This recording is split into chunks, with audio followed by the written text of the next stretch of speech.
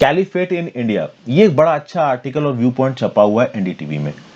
इस particular article के हिसाब से कुछ इंडियन इंटेलिजेंस कम्युनिटी के मेंबर्स ने एनडीटीवी को यह बताया है कि भाई ये जो आइसिस खुरासन करके ग्रुप है ना, इनके आइडियोलॉजी बहुत लॉफ्टी है, मतलब बड़ा दूर का सोचते हैं। कैसा दूर का सोचते हैं? पहले इनका प्लान है कि अफगानिस्तान में अपना पंजा जमाएंगे, उसके बाद ये कुछ हद तक सेंट्रल एशिया में एक्सपेंड करेंगे और उसके बाद ये इंडिया में भी आएंगे। मतलब ओवरऑल इतनी जगहों पे ये अपने कैलिफेट को स्थापित करना चाहते हैं, खलीफा बनना चाहते हैं।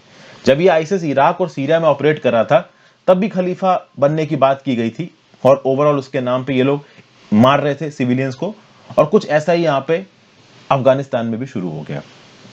अब अगर आप इस ग्रुप आइसिस खुरासन की थोड़े बैकग्राउंड को देखो तो इसको आप Islamic state of Iraq and Levant भी बोलते हो, इसको खुरासन भी कहा जाता है। एक्चुअली में खुरासन नाम क्यों दिया गया यहाँ पे? क्योंकि अगर आप खुरासन यानी कि जो एंशिएंट इलाका था खुरासन का, इसके अंदर क्या क्या आता था? तो ऑलमोस्ट पूरा का पूरा Afghanistan, Tajikistan, Kyrgyzstan, Uzbekistan, Turkmenistan और ईरान का एक बहुत बड़ा इलाका। तो ये जो इनकी आइडियोलॉजी है वो एंशिएंट खुरासन पे बेस्ड है।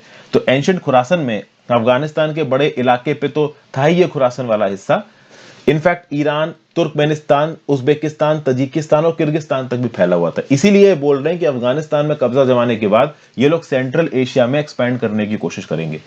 तो हो सकता है कि अगर ये आगे आने वाले समय में अफगानिस्तान पे कब्जा कर लेते हैं तो तुर्कमेनिस्तान, उज्बेकिस्तान में भी इंस्टेबिलिटी लाने की कोशिश करेंगे। हालांकि अफगानिस्तान में कब्जा करना अपने आप में बहुत मुश्किल बात है, क्योंकि उसके लिए इनको तालिबान से लड़ना पड़ेगा। इनफैक्ट काबुल एयरपोर्ट पे जो ब्लास्ट हुआ है, इंटेलिजेंस कम्युनिटी के लोगों का यह भी बोलना है कि ये ब्लास्ट इंटेंशनली तालिबान को ह्यूमिलिएट करने के लिए किया गया है। ह्यूमिलिएट क्या मतलब? तालिबान सिक्योरिटी नहीं प्रोवाइड कर पा रहा है। तालिबान खुद कितनी सिक्योरिटी प्रोवाइड करता है, वो खुद ही अपने आप में एक टेररिस्ट नेटवर्क है। मतलब अब टेररिस्ट ही आपस में लड़ रहे हैं, ठीक है ना? तो अफगानिस्तान में से अफगानिस्तान की सरकार हट गई, यूएसए हट गया, अब दो टेररिस्ट ग्रुप आपस में लड़ रहे हैं। तो देखा जाए तो अच्छी बात है, एक दूसरे को मार देंगे, लेकिन इनकी लड़ाई में मरेंगे अफगानिस्तान के आम लोग, ये एक बहुत बड़ा कंसर्न है। फिर ये बात करते हैं कि ये इंडिया के अंदर भी एक कैलिफेट को स्थापित करने की कोशिश करेंगे। तो इंडिया को यहां पे कितना कंसर्न होना चाहिए? देखिए, इंडिया के अंदर कैलिफेट स्थापित करने वाली बात, ये तो चलो हवा हवा के आइडियाज हो गए, बट डेफिनेटली अगर ये स्लीपर सेल्स को एक्टिवेट करवा देते हैं इंडिया के अंदर। अब देखिए, आप आईएसएस खुरासन की जो आइडियोलॉजी है उससे इंडियन यूथ्स भी अफेक्टेड है। हमने देखा कि केरला से, मुंबई से बहुत सारे यूथ्स अफगानिस्तान में गए आईएसएस खुरासन की तरफ से लड़ने के लिए। हालांकि वहां पे उनको बिल्कुल जानवरों की तरह ट्रीट किया जाता है, बट इतने ज्यादा आप कह सकते हो कि कुछ यूथ्स रेडिकलाइज हो जाते हैं कि वो चले जाते हैं इनकी तरफ से लड़ने के लिए। उनको अपनी जान की और अपनी आजादी की कोई फिक्र नहीं होती।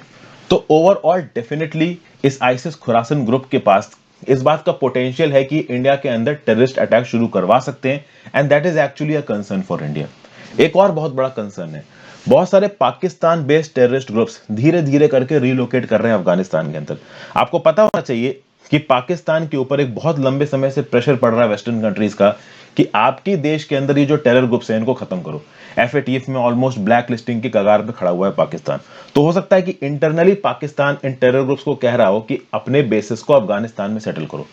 और जो सबसे पहला तालिबान के जीतने का फायदा हो सकता है यहाँ पे पाकिस्तान को, वो ये बोलेगा कि पाकिस्तान के अंदर जितने भी टेरर ग्रुप्स हैं उनके परमानेंट बेसिस को पाकिस्तान कोशिश करेगा कि अफगानिस्तान में सेटल करवाए।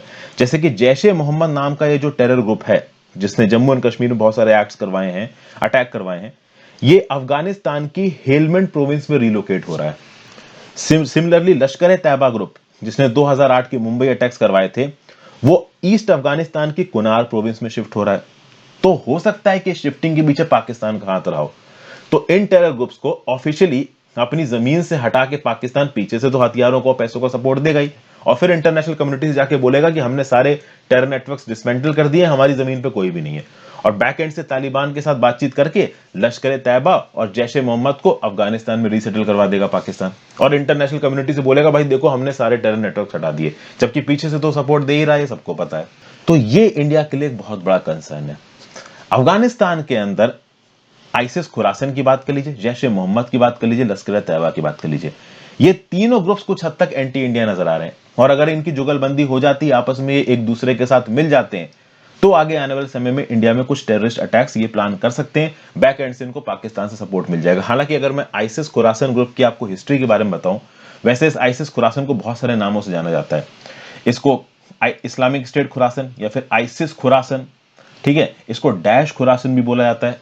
आपको पता होना चाहिए कि पाकिस्तानी तालिबान जो कि पाकिस्तान से भाग के अफगानिस्तान में आया है, उसने आईसिस खुरासन बनाया है।